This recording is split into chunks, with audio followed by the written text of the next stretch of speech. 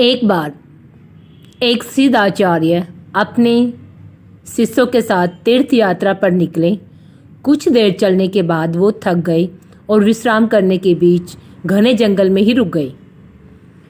इतने में आचार्य को कुछ आवाज़ें सुनाई दी। ध्यान से सुनने पर आचार्य को समझ आया कि यह कुछ लोगों के रोने की आवाज़ है।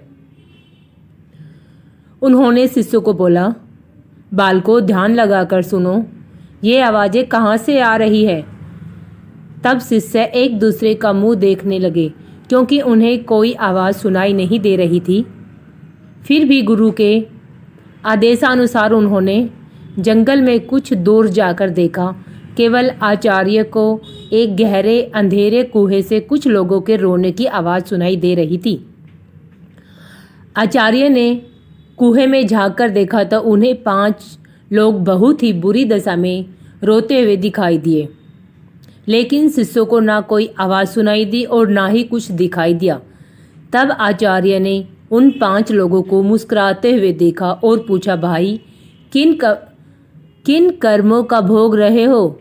तब वो 5 और जोर जोर से रुदन करने लगे।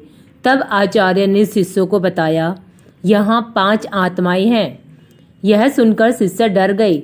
तब आचार्य बोले, बालकों, डरो नहीं, तुम सभी इनसे ज़्यादा शक्तिमान हो, क्योंकि तुम सब कर्मों से महान हो और ये सभी आज अपनी पिछली करनी का भोग रहे हैं। आज के समय में इनसे दुर्लभ कोई नहीं है। इन्होंने ऐसा क्या किया था गुरुदेव, एक शिष्य ने पूछा गुरुदेव से। तब पहली प्रेत आत्मा ने उत्तर दिया कि वह पहले जन्म में ब्राह्मण था, भिक्षा मांगता था, लेकिन उस भिक्षा को भोग विलास में लगा देता था। दूसरी प्रेत आत्मा ने उत्तर दिया, यह क्षेत्रीय था और अपनी शक्ति का दुरुपयोग निर्बल असहाय गरीबों पर करता था। तीसरे ने उत्तर दिया कि वो बनिया था, बस खुद के फायदे की सोचता था और हमेशा मिलावट करके सामान बेचता था, जिस कारण कई लोग मारे गए। चौथे ने उत्तर दिया, वह शूद्र था, बहुत आलसी और जिम्मेदारी से भागता था, अपने माता पिता को मारता पीटता था और दिन रात नशा करता था। 5वें प्रेत ने कहा, वह एक लेखक था, अश्लील कथाएं लिखता था, उसने समाज को वासना का पाठ सिखाया था। इस तरह वे सभी पापी अपने पापों को भोग रहे हैं।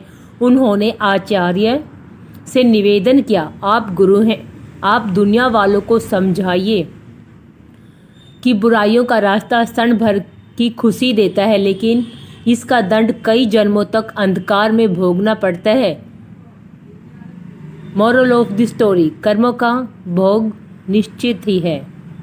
मनुष्य को कर्मों का फल भोगना ही पड़ता है, फिर वो किसी भी जन्म में हो। कहते हैं कि जिस तरह ईश्वर है वैसे ही भूत भी होते हैं, लेकिन वे जितने दुर्बल होते हैं उतना कोई नहीं, जितने कष्ट वो भोगते हैं उतना कोई नहीं। अपनी करनी का भोग करते हैं। क्षण की विलासता कई जन्मों के दुखों का कारण बन जाती है। व्यक्ति कितना भी इतरा जाए, नियति उसके कर्मों का हिसाब रखती है। इसीलिए सदैव सुमार्ग पर चलें और अगर गलती हुई भी है तो उसे सुधारें। आपको मेरी कहानी अच्छी लगी हो तो प्लीज़ शेयर, सब्सक्राइब और लाइक, और बच्चों को ये कहानी आप जरूर सुनाइए। Thank you for watching.